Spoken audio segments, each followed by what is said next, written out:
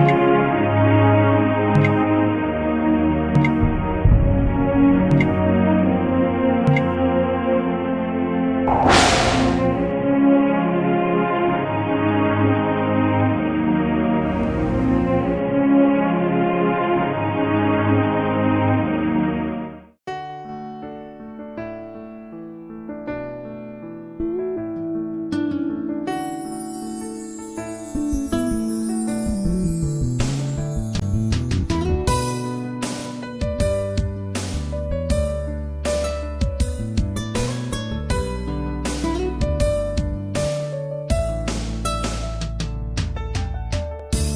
heart I give to you, Lord. You're much more than anything in this world. Nothing compares to you, Lord. You're the King of kings and Lord of all lords.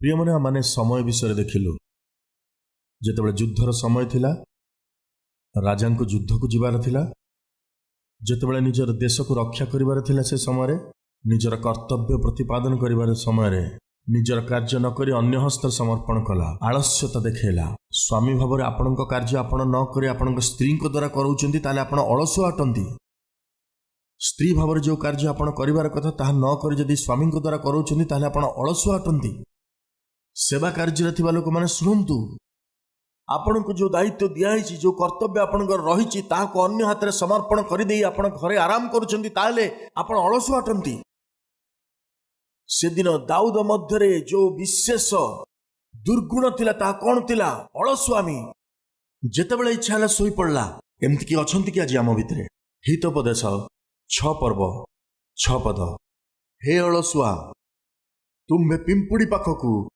जाओ ताहार क्रिया विवेचना कर ओ ज्ञानी हुओ से ग्रीष्म काल रे अपना खाद्य प्रस्तुत करे वर्षा ऋतु आसी जाउची आमे आ बाहर को जाई परिबा नहीं विपदर समय आसीबाकू जाउची संकट आसीबाकू जाउची विपदर समय आसीबाकू जाउची यह चिंता करी पिंपुड़ी माने ग्रीष्म काल रे ही अपना खाद्य को बहु परिमाण रे संग्रह करी रखंती अमल समय रे से भोजन सामग्री सबू संग्रह करी रखंती जोठी भी सेमान को खाद्य सामग्री मिलिला से माने ता संग्रह करी निज घरे रखंती आपणकर जीवन रे केबे आपण सोई रहितबा पिंपुड़ी को देखिचंती कि केबे देखिचंती घुंगुड़ी मारुतबा पिंपुड़ी मानकू आपण केबे देखिचंती कि घुमौथुबा पिंपुड़ी मानकू केबे देखिचंती आपण जाई लाइट जलांतु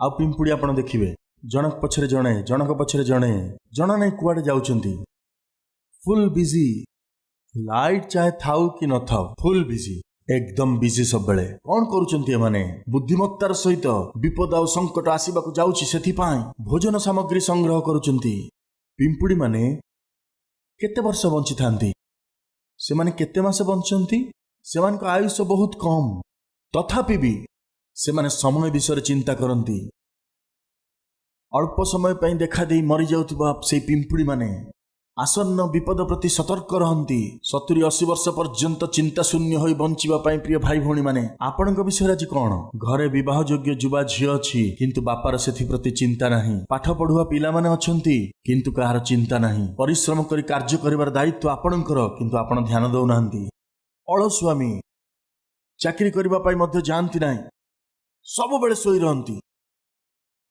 घरर रोषेईबास मध्य करंती नाही घर को कामबाली आसी सब करुची कामबाली आसिकी रंधाबड़ा करिवो कामबाली आसिकी लुगापटा धोइबो कामबाली आसिले ही जाई पूरा घर ओळा हेई परिबो आ आपनको कोन करिवार अछि कोन तो कोन करिवार अछि से ट्रेडमिल उपरे एया करूथिबे बसिकरी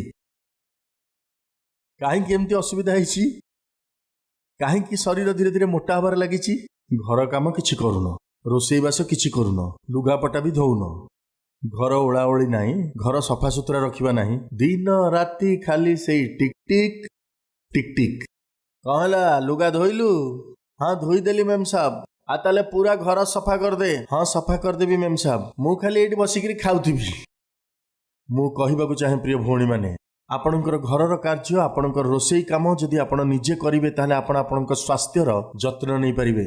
ଆପଣଙ୍କର ଜଣେ ଭାଇ ଭଳି ଆପଣଙ୍କର ଭଲ ପାଇଁ ମୁଁ ଆଜି କହୁଛି, ଘରର କାର୍ଯ୍ୟ, ରୋଷେଇର କାର୍ଯ୍ୟ ଆପଣ ନିଜେ କରନ୍ତୁ। ଯେତେବେଳେ ଆପଣ ରସିରେ ଲୁଗା ଶୁକାଉଛନ୍ତି ସେତେବେଳେ ଟିକେ ଏମିତି ଡେଙ୍ଗା ହେଇକି ଠିଆ ହୁଅନ୍ତି, ସେତେବେଳେ ଆପଣଙ୍କର ପାଦର ଯେଉଁ ଆଙ୍ଗୁଠି ଗୁଡ଼ିକ ଅଛି ସେଗୁଡ଼ିକ ମଜବୁତ ହେବେ। ଆପଣଙ୍କ ପାଦ ଏହି ପ୍ରକାର ଉପରକୁ ଉଠିବା ଦ୍ୱାରା ସେଗୁଡ଼ିକ ଷ୍ଟ୍ରଙ୍ଗ ହେବେ। ଯେତେବେଳେ ଆପଣ ଆପଣଙ୍କର ହାତ ଉପରକୁ ଉଠାଉଛନ୍ତି ସେତେବେଳେ ଆପଣ ଏକ୍ସରସାଇଜ କରୁଛନ୍ତି। ଆପଣ ଧ୍ୟାନ ଦେଇଛନ୍ତି କି ନାହିଁ ମୁଁ ଜାଣିନାହିଁ, ସାନ ପିଲାମାନଙ୍କୁ କେବେ ଦେଖନ୍ତୁ, ଯେତେବେଳେ ସେମାନେ ପାଲଣାରେ ଶୋଇଥାନ୍ତି ସେତେବେଳେ ନିଜ ହାତକୁ ଏମିତି ହଲଉଥାନ୍ତି। ସେମାନେ ସବୁବେଳେ ନିଜ ହାତ ଗୋଡ଼କୁ ହଲଉଥାନ୍ତି, କାହିଁକି? ସେମାନେ ଏକ୍ସରସାଇଜ କରୁଥାନ୍ତି। ସାନବେଳଠାରୁ ସେମାନଙ୍କ ଶରୀରକୁ ପରମେଶ୍ୱର ସେମିତି ବନେଇଛନ୍ତି। ଯେତେବେଳେ ଆପଣ ଲୁଗା ସଫା କରୁଛନ୍ତି ଆପଣ ନଉଛନ୍ତି ପୁଣି ଉଠୁଛନ୍ତି, ପୁଣି ନଉଛନ୍ତି ଉଠୁଛନ୍ତି।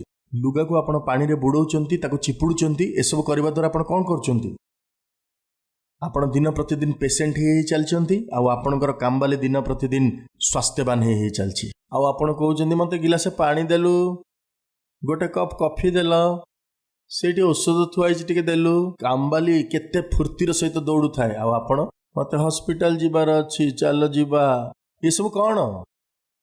30 ବର୍ଷ ବୟସ ହେଇନି ବେମାରୀ ଭର୍ତ୍ତି ହେଇଗଲାଣି, 40 ବର୍ଷ ବୟସ ହେଇନି ବିଭିନ୍ନ ରୋଗ ବେମାରୀ। ଦୟାକରି ଆମ ନିଜ କାମ ନିଜେ କରିବା ତ ଭଲ ହବ। କେତେଜଣ ଭଉଣୀମାନେ ଆଜି ମୋ କଥାରେ ରାଜି ହେଇ କହୁଛନ୍ତି ଠିକ୍ କଥା? ମୋ କଥା ଠିକ୍ ବୋଲି କହୁଥିବା ଲୋକମାନେ ହାତ ଉଠାନ୍ତୁ। ମୁଁ ପୁଣି କହୁଛି, ସୁସ୍ଥ ରହିବାର ଅଛି ତ ଆପଣଙ୍କର କାର୍ଯ୍ୟ ଆପଣ ନିଜେ କରନ୍ତୁ। ଦାଉଦକୁ ଯଦି ଆତ୍ମିକ ଜୀବନ ଯାପନ କରିବାର ଅଛି ତାହେଲେ ତା ନିଜ କାମ ନିଜେ କରିବାକୁ ପଡ଼ିବ। କିନ୍ତୁ ଦାଉଦ କ'ଣ କଲେ? ନିଜ କାମ ନିଜେ ନ କରି ଅନ୍ୟ ହାତରେ ଦେଇଦେଲେ। ତୁମେ କର, କୁହ। ଆର କ'ଣ ହେଲା? ମୁହଁ ମାଡ଼ିକି ପଡ଼ିଲା। ଦାଉଦର କ'ଣ ହେଲା? ସେ ମୁହଁ ମାଡ଼ିକି ପଡ଼ିଲା। କାରଣ କ'ଣ? ଅଳସୁଆମୀ। ନମ୍ବର 1 ହେଉଛି ସମୟ। ରାଜା ନିଜର ଦେଶର ରକ୍ଷା ପାଇଁକା ଯୁଦ୍ଧକୁ ଯିବାର ଥିଲା, କିନ୍ତୁ ଦାଉଦ ଗଲା ନାହିଁ। ଯେଉଁ କାର୍ଯ୍ୟ ସେ ନିଜେ କରିବାର ଥିଲା ସେ କାର୍ଯ୍ୟ ସେ ଅନ୍ୟ ହାତରେ ସମର୍ପଣ କରିଦେଲେ। ମୁଁ ଆପଣମାନଙ୍କୁ କହିବାକୁ ଚାହେଁ ପ୍ରିୟ ଭଉଣୀମାନେ, ଆପଣ ନିଜ କାମ ନିଜେ ନ କରିକି ଯଦି ସେ କାମକୁ କାମବାଲିକୁ ଦେଇ ଦେଉଛନ୍ତି, ଆପଣ ବହୁତ ଶୀଘ୍ର ନିଜର ସ୍ୱାସ୍ଥ୍ୟ ହରାଇବେ। ଶରୀରର ସ୍ୱାସ୍ଥ୍ୟ ଚାଲିଯିବ, ଆପଣ ପେସେଣ୍ଟ ହେଇଯିବେ। ପ୍ରିୟ ଭାଇମାନେ, ପରିଶ୍ରମ କରି ମେହନତ କରି ନିଜର ସ୍ତ୍ରୀ ଆଉ ପିଲାମାନଙ୍କୁ ଆପଣଙ୍କୁ ଭରଣ ପୋଷଣ କରିବାର ଅଛି। ଯଦି ଆଳସ୍ୟତାରେ ଘରେ ବସିଗଲେ ତାହେଲେ ଆପଣଙ୍କର କିଛି ମହତ୍ତ୍ୱ ରହିବ ନାହିଁ। ଘରେ ଆପଣଙ୍କୁ କେହି ଗୁରୁତ୍ୱ ଦେବେ ନାହିଁ କିମ୍ବା ବାହାରେ ମଧ୍ୟ ସମ୍ମାନ ପାଇବେ ନାହିଁ। ଆଳସ୍ୟତାର ବିଜୟ ପାଆନ୍ତୁ। ପିମ୍ପୁଡ଼ିମାନେ କ'ଣ କରନ୍ତି ଆସନ୍ତୁ ଦେଖିବା।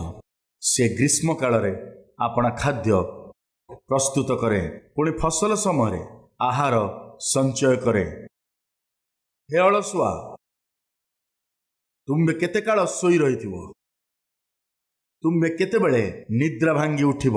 ଆଉ ଟିକେ ଶୋଇଲେ, ଆଉ ଟିକେ ଢୁଳାଇଲେ, ଆଉ ଟିକେ ନିଦ୍ରା ଯିବା ପାଇଁ ହାତ ଭିଡ଼ି ମୋଡ଼ି ହେଲେ ତୁମ୍ଭର ଦରିଦ୍ରାବସ୍ଥା ଖଣ୍ଟ ପରି, ପୁଣି ତୁମ୍ଭର ଦୀନତା ସସଜ୍ଜ ଲୋକ ପରି ଉପସ୍ଥିତ ହେବ।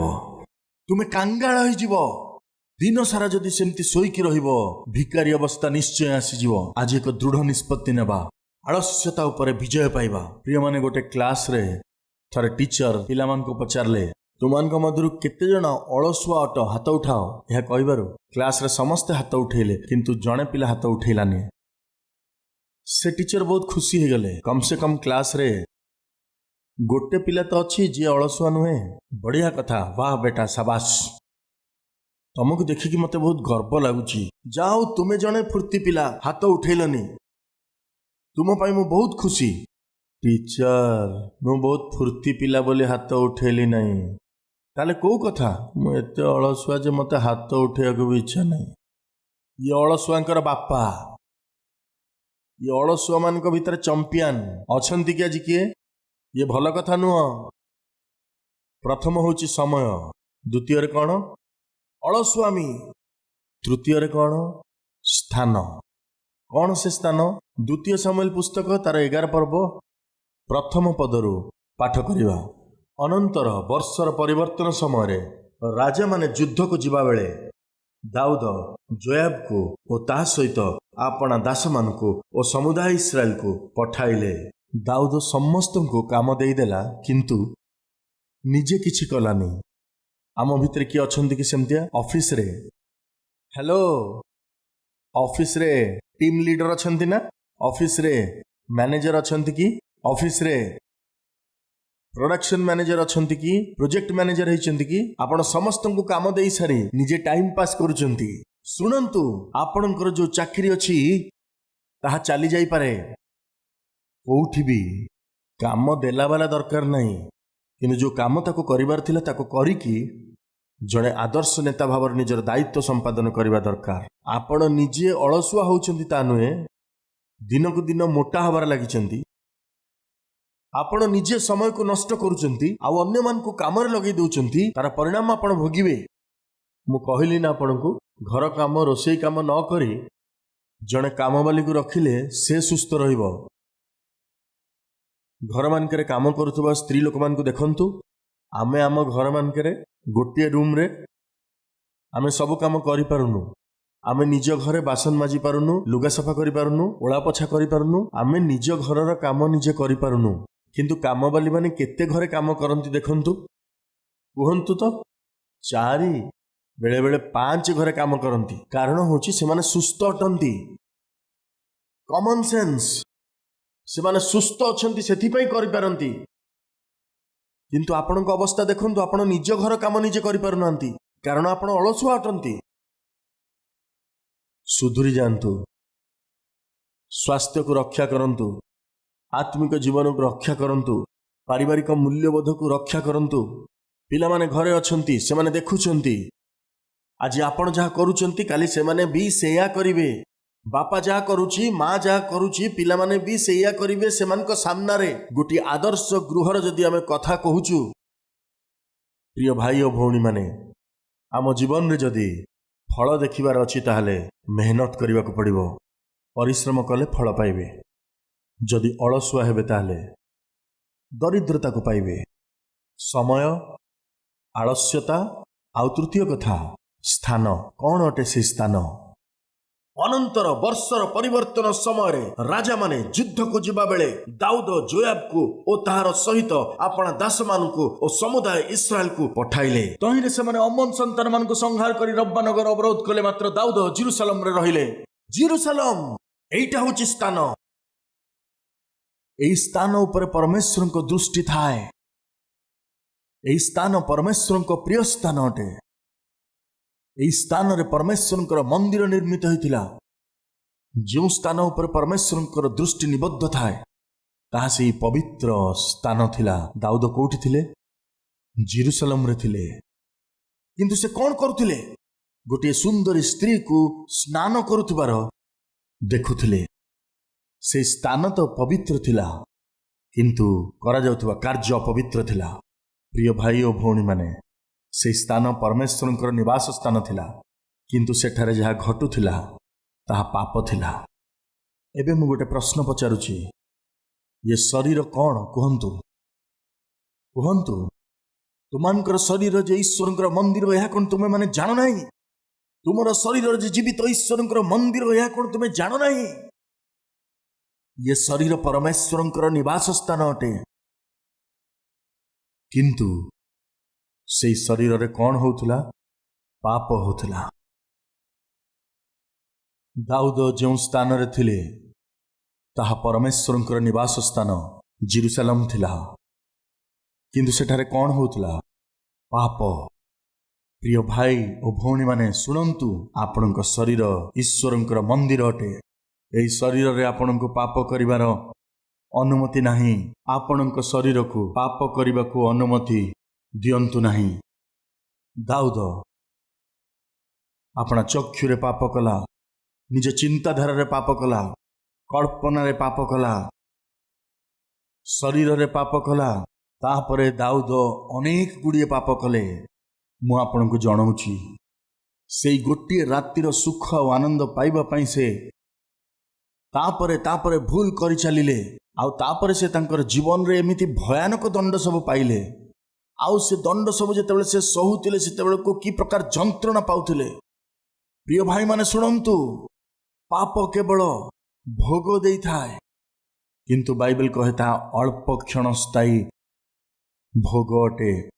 पापर आनंद सदा सर्वदा क्षणस्थायी अटे, किंतु तार फलाफल अनंत काल स्थायी अटे। एथिपाई मु आपण मानकु कहूची, से दिन ଦାଉଦ ଯେଉଁ ସ୍ଥାନରେ ଥିଲା ତାହା ପବିତ୍ର ଥିଲା, କିନ୍ତୁ ଦାଉଦ ଯାହା କରୁଥିଲେ ତାହା ପାପ ଥିଲା। ଶରୀର, ମନେ ରଖନ୍ତୁ, ପରମେଶ୍ୱରଙ୍କର ମନ୍ଦିର ଅଟେ। ଏହି ଶରୀର ରୂପୀ ମନ୍ଦିରକୁ ପବିତ୍ର ରଖିବା କଥା। ଆମ ମଧ୍ୟରୁ କେତେ ଜଣ ଏହି ଶରୀର ରୂପୀ ମନ୍ଦିରର ହାତଗୁଡ଼ିକୁ ପବିତ୍ର କରନ୍ତୁ? ପାଦ ଅପବିତ୍ର ରାସ୍ତାରେ ଯାଉଛି, ଚକ୍ଷୁ ଅପବିତ୍ର ବିଷୟ ସବୁ ଦେଖୁଛି, ମୁହଁରେ ପାପ କଥା ସବୁ କହୁଛନ୍ତି, ଆଉ ଆପଣଙ୍କ ଶରୀରକୁ ନଷ୍ଟ କରୁଛନ୍ତି। ପ୍ରିୟମାନେ, ଦିନେ ପ୍ରଭୁଙ୍କର ଦାସ ୱାଚମ୍ୟାନ୍ ନି ଟ୍ରେନରେ ଯାତ୍ରା କରୁଥିବା ସମୟରେ ପାଖରେ କିଛି ଲୋକମାନେ ବସି ତାସ ଖେଳୁଥିଲେ। ଆଉ ତାସ ଖେଳିଲା ବେଳେ ସାଧାରଣତଃ ବର୍ବାଦ ଖାଲି ଏକଲା ହୁଅନ୍ତିନି, ଅନ୍ୟମାନଙ୍କୁ ମଧ୍ୟ କରିଦିଅନ୍ତି। ତାସ ଖେଳୁଥିବା ସମୟରେ ପାଖରେ ବସିଥିବା ପ୍ରଭୁଙ୍କର ଦାସ ୱାଚମ୍ୟାନ୍ ନି, ଚାଇନା ଦେଶରେ ମହାନ ପ୍ରଭୁଙ୍କର ସେବା କରୁଥିବା ମହାନ ଦାସ ୱାଚମ୍ୟାନ୍ ନି, ହ୍ୟାଲୋ ବ୍ରଦର, ଆସ ତମେ ବି ଗୋଟେ ବାଜି ଖେଳ। କ'ଣ କରିବାକୁ ଡାକିଲେ? ଆସନ୍ତୁ ଟିକେ ହାତ ଲଗାନ୍ତୁ। ଆପଣ ଦୟାକରି ହାତ ଲଗେଇ ଦିଅନ୍ତୁ। କୋଉଥିରେ ହାତ ଲଗେଇ ଦିଅନ୍ତୁ? ତାସରେ। ୱାଚମ୍ୟାନ୍ ନି କ'ଣ କହିଲେ ଜାଣନ୍ତି? କହିଲେ, ମୋର ହାତ ନାହିଁ। ଏମିତି ଦେଖେଇକି କହିଲେ, ଦେଖନ୍ତୁ ମୋର ହାତ ହିଁ ନାହିଁ, ମୁଁ ତାସ ଖେଳିପାରିବିନି। ସେ ଯେଉଁ ଲୋକମାନେ ଥିଲେ ସବୁ ରାଗିଗଲେ। କ'ଣ ତୁମେ ପାଗଳା ହେଇଯାଇଛ? ତମ ମୁଣ୍ଡ ଖରାପ ଅଛି? ହାତ ଦେଖାଉଛ ଆଉ କହୁଛ ହାତ ନାହିଁ ବୋଲି। କ'ଣ କହୁଛ ତମେ? କ'ଣ ପାଗଳା ନା କ'ଣ? କୋଉ ହାତ? ଏ ହାତ? ଓହୋ, ଏ ହାତ ତ ମୋର ନୁହଁ ନା। ସେ ଲୋକମାନେ ନିଶ୍ଚିତ ହେଇଗଲେ ଯେ ଇଏ ଗୋଟେ ପାଗଳ ହେଇଥିବ। ନିଜର ହାତ ଦିଟାକୁ ଦେଖାଉଛ ଆଉ କହୁଛ ଏ ହାତ ଗୁଡ଼ା ମୋର ନୁହଁ ବୋଲି। ତାହେଲେ କାହାର ହାତ ଗୁଡ଼ା ଏଗୁଡ଼ା? ଇଏ ମୋର ପ୍ରଭୁ ଯୀଶୁଖ୍ରୀଷ୍ଟଙ୍କର ହାତ ଅଟେ। ଇଏ ମୋର ପ୍ରଭୁ ଯୀଶୁଙ୍କର ହାତ ଅଟେ, ଆଉ ଏ ଶରୀର ତାଙ୍କର ମନ୍ଦିର ଅଟେ। ମୋର ହାତ, ମୋର ପାଦ, ମୋର ଶରୀର ମୋର ପରମେଶ୍ୱରଙ୍କର ମନ୍ଦିର ଅଟେ। ଆରେ ତାର ତମର ହାତ କୁଆଡ଼େ ଗଲା? ମୋର ପାପମୟ ହାତ ଆଜିକୁ ପ୍ରାୟ 2000 ବର୍ଷ ତଳେ କ୍ରୁଶ ଉପରେ ଉତ୍ସର୍ଗୀକୃତ ହେଇଗଲା। ପ୍ରିୟମାନେ, ତାଙ୍କ ଶରୀରକୁ କ'ଣ ହେଲା? ମୋର ପାପମୟ ଶରୀର କ୍ରୁଶରେ ଉତ୍ସର୍ଗୀକୃତ ହେଇଗଲା। ଏଣୁ ଏଥିପାଇଁ ମୁଁ ଆଉ ଜୀବିତ ନୁହେଁ, ମାତ୍ର ଖ୍ରୀଷ୍ଟ ମୋ ଠାରେ ଜୀବିତ ଅଛନ୍ତି। ଇଏ ଶରୀର ଜୀବିତ ଈଶ୍ୱରଙ୍କର ମନ୍ଦିର ଅଟେ। ଏହି ଶରୀରରେ ପାପ କରିବା ଦ୍ୱାରା କ'ଣ ହବ? ବାକ୍ୟ କ'ଣ କହେ? ବାଇବେଲ କହେ, ତୁମାନଙ୍କ ଶରୀର ଯେ ଈଶ୍ୱରଙ୍କର ମନ୍ଦିର, ଏହା କ'ଣ ତୁମେମାନେ ଜାଣ ନାହିଁ? କେହି ଯଦି ଏହି ଶରୀରକୁ ନଷ୍ଟ କରେ ତାହେଲେ ମୁଁ ତାହାକୁ ନଷ୍ଟ କରିଦେବି। ପରମେଶ୍ୱର ଆପଣଙ୍କୁ ଦଣ୍ଡିତ କରିବେ। ପ୍ରିୟମାନେ, ଆମେମାନେ ଦେଖୁଛୁ ଏଲିଙ୍କର ପୁତ୍ରମାନେ ପବିତ୍ର ସ୍ଥାନରେ ଥିଲେ, ପରମେଶ୍ୱରଙ୍କର ମନ୍ଦିରରେ ଥିଲେ। ଏଲିଙ୍କର ପୁତ୍ରମାନେ କ'ଣ କଲେ ଜାଣନ୍ତି କି?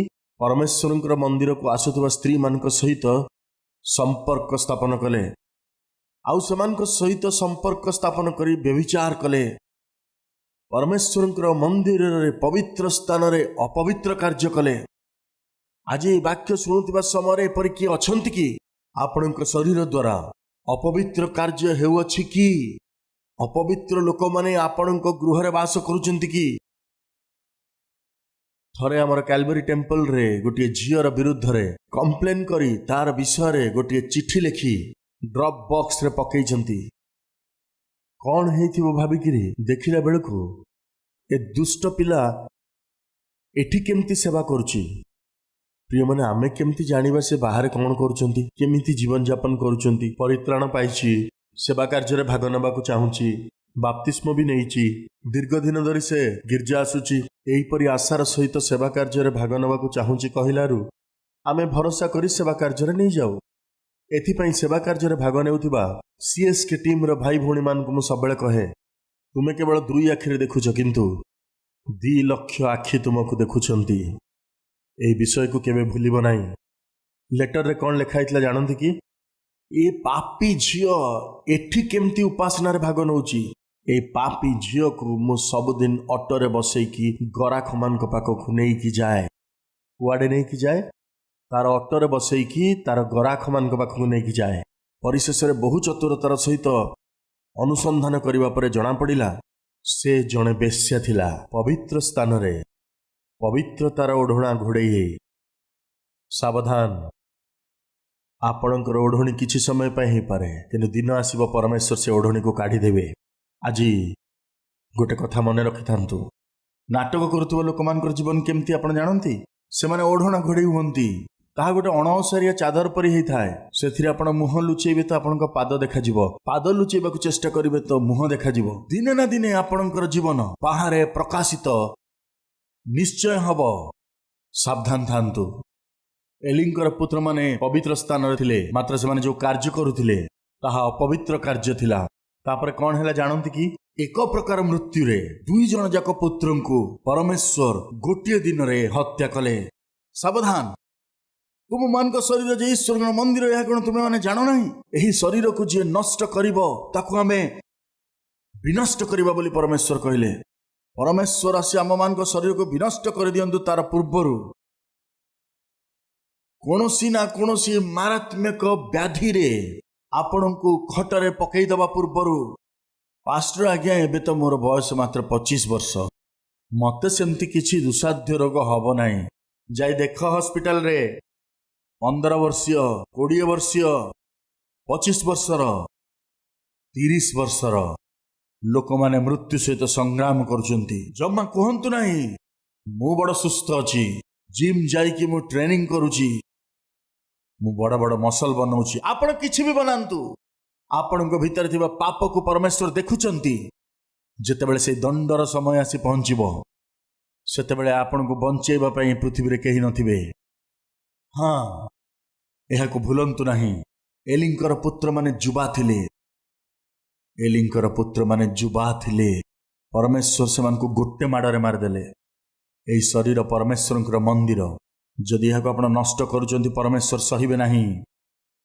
ଆପଣଙ୍କ ବୟସ 70-80 ବର୍ଷ ହେଇପାରେ। ସାବଧାନ, ଏ ମନ୍ଦିରକୁ ନଷ୍ଟ କରନ୍ତୁ ନାହିଁ। ବିବାହ ହେଇ ସନ୍ତାନ ମଧ୍ୟ ଥିବେ, କିନ୍ତୁ ସାବଧାନ ଥାନ୍ତୁ।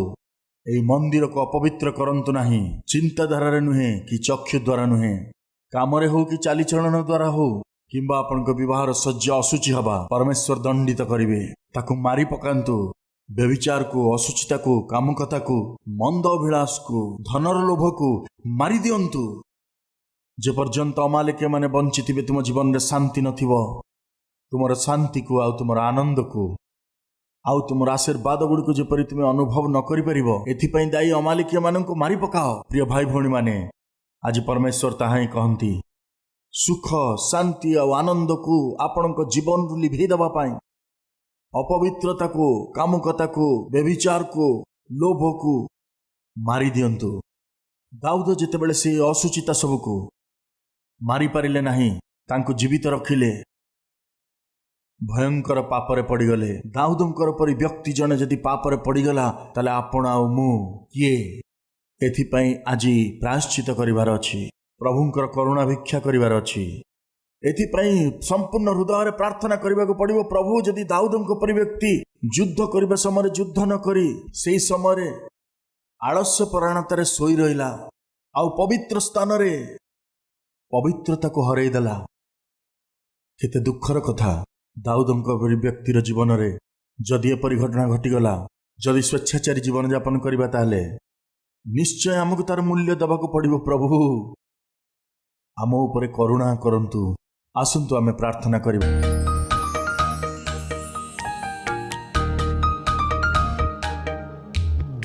ପବିତ୍ର ପରମେଶ୍ୱର ପିତା, ସିଧା ଆଉ ସ୍ପଷ୍ଟ ଆଉ ପ୍ରାକ୍ଟିକାଲ ଆମମାନଙ୍କୁ କଥା କହି ଆମର ସବୁ ଦୁର୍ବଳତାକୁ ଦେଖେଇଦେଲ, ଆମର ଭୁଲ ସବୁକୁ ଜଣେଇଲ।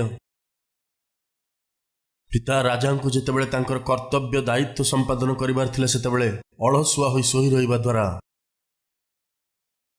ପବିତ୍ର ସ୍ଥାନ ଜେରୁସାଲେମରେ ପାପକୁ ସ୍ଥାନ ଦେଲେ।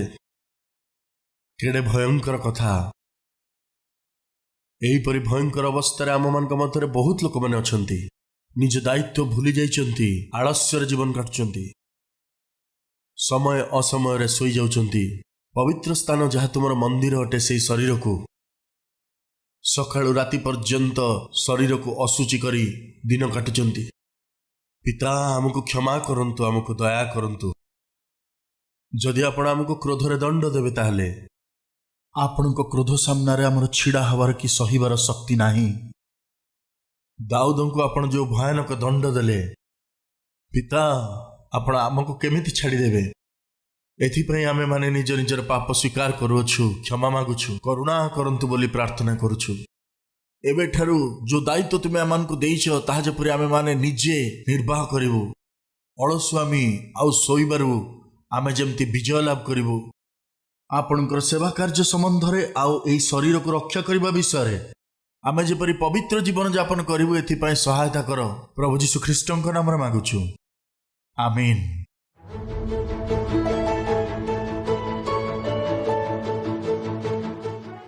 आज काल्वरी स्वर प्रोग्राम को लक्षाधिक लोक देखती केवल तेलुगुरे ही नुहे तामिल रे तामिलनाडु रे कन्नड़ रे कर्नाटक रे मलयालम रे केरल रे ओडिया भाषा रे ओडिशा रे मराठी रे महाराष्ट्र रे बेंगोली रे पश्चिम बंग रे पंजाबी रे पंजाब रे भोजपुरी रे बिहार रे हिंदी रे नॉर्थ इंडिया रे उर्दू भाषा रे Jammu and Kashmir Pakistan Afghanistan gulf countries रे नेपाली रे आसामी रे तेलुगु रे एपरी भारत देश रे थिबा प्रधान भाषागुड़िकरे जीशुख्रीष्टंकर प्रेमर सुसमाचार को प्रत्येक भाषा रे प्रसारण करिबा भारत इतिहास रे सर्वप्रथम मंदिर आम काल्वरी टेम्पल।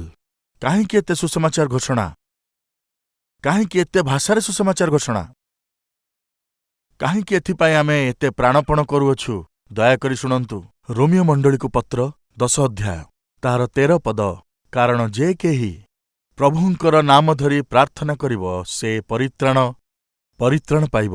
के परित्राण पाइब? प्रभुंक नामरे प्रार्थना करिबा व्यक्ति परित्राण पाइब। केही परित्राण पाइबाकु हेले से करिथिबा पापरु उद्धार पाइबाकु हेले प्रभुंको प्रार्थना करिबा दरकार। आउ प्रभुंको प्रार्थना करिबाकु हेले प्रभुंको विश्वास करिबा उचित। आउ विश्वास करिबाकु हेले ईश्वरंकर वाक्य शुणिबार अछि। आउ प्रभुंकर वाक्य शुणिबा पई ताहा केही जणे शुणैबा दरकार। आउ केही जणे शुणैबा पई हेले सेही वाक्य शुणैबा लोककु केही जणे पठाइबाकु पड़िबो। काल्वरी स्वरकु साहाय्य करुथुबा लोकमाने कोन करंती जानନ୍ତି कि एही दीन सेवक प्रचार करुथुबा सुसमाचार को पछरे रही प्रचारित करुछंती। मु प्रचार करुथुबा एही संदेश को 17टी भाषारे भारतर चारिकोणरे केवल भारत देशरे नुहे आमर डाहाण पटरे थिबा बांग्लादेश रे आमर तळे थिबा श्रीलंका रे उत्तर रे थिबा नेपाल रे आज काल्वरीर स्वर प्रसारित हेउछि। सेमानकर निजर भाषारे ही केवल आम देशरे ही नुहे मात्र आम चारिपटरे थिबा देशमानंकरे सुसमाचार प्रसारित हेउछि। आगामी दिनमानंकरे एशियार भूखंडरे थिबा प्रत्येक देशगुड़िकरे सुसमाचार प्रचारकारी मंडली भावरे आम मंडली को ईश्वर आशीर्वाद करंतु बोली आमे प्रार्थना करिबा। आमे जानुथिबा सत्य को जदि अन्य को न जणाउअछु केते नष्ट गोटे निष्पत्ति नियंतु। जदि मु परित्राण पाइअछि ताहेले केही मते जीशुंक विषय कहिले विनाश प्राप्त लोक माने रक्षा पाइबा पई हेले आमानकर सम्मुखरे एही वाक्य प्रचारित करुथुबा दीन सेवकंकु प्रभु देइछंती। वाक्य को प्रांजल भावरे वाक्यर गभीर अर्थ जानिबा परी समस्ते जानिपारिबा विधानरे वाक्य प्रचार करि पारुथुबा दासंकु प्रभु देइछंती। एही कार्यक्रम को साहाय्य कले एही संदेश को लक्ष लक्ष लोकमानकु जदि शुणाइले अनेके जीवनरे मंगल पाइबे। एही विश्वास केते जनंकु अछि हाथ उठेबे कि? विश्वास करुथुबा भौणी ओ भाई माने कार्यर देखांतु सुसमाचार घोषणा कर। प्रभुंक नामरे जे माने प्रार्थना करंती से माने परित्राण प्राप्त हुअंती। प्रार्थना करिबाकु हेले विश्वास करिबाकु हेबो एवं विश्वास करिबाकु हेले शुणिबा दरकार। शुणिबाकु हेले केही जणे शुणाइबा दरकार। मो परी सेवक जणे शुणाइबाकु हेले मो पछरे रही कोन करिवे? एही सेवकंकर एही स्वरकु अनेक भाषागुड़िकरे भाषांतर करी शुणाइबाकु पड़िबो। मु जाहा करुछि बोधे आपण करि न पारंती किंतु आपण जाहा करि परिबे ताहा मु करि न पारे। आपण ओ मु एकत्र मिसिले ही ए जगतरे सुसमाचार घोषणा हेबो। एणु निष्पत्ति नियंतु प्रभु देइथिबा क्षमता अनुଯାयी मासकु थरे नचेत 2 मासकु थरे। आमर ठिकणा Calvary post box number 30 Kukatpally Hyderabad 72।